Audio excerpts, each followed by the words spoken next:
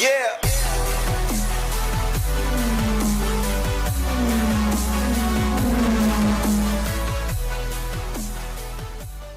So what's happening, guys? Yeah, so we're back to the place where I last recorded the video of the straight pipe on the car. So in the video of the Q&A video, I mentioned that the car was broke. I got asked a question. I said that it was broke. So basically the car, it shot its dual mass. It started locking me out of gears, or basically having to rag it like the fucking Hulk to get it through the gears. But that could have possibly been down to the map. So it's mapped now. I took it for the map, and then probably about a week later the dual mass just gave up. It started showing signs on the dyno that it was about to give up. So we cut it short. It's basically got now a stage 2 map on it, but I need to sort a couple of bits out on it, so it's still got the pre-cutting. And I'm in two minds to whether, obviously because of new regulations with MOT, whether just to bash the pre-cat out so it still looks like the cat's there, or get a Toyo cat. So I'm still in two minds of that. I might also go like a dual exit, so an exhaust on each side.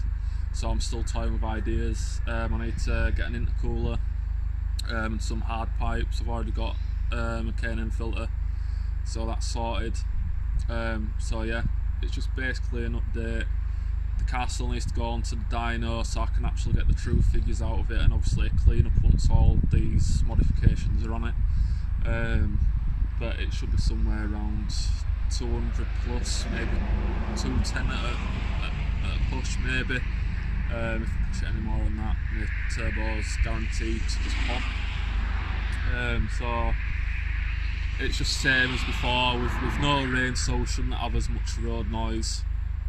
So yeah, I'll start it up, I'll let you hear it. It's got a bit of a popcorn limiter on it, and then a boost cut through gears, so obviously it carries the boost on through the gears. A lot faster, there's no lag now. So yeah, I'll show you the car. Well, I'll show you the exhaust and the sound of it.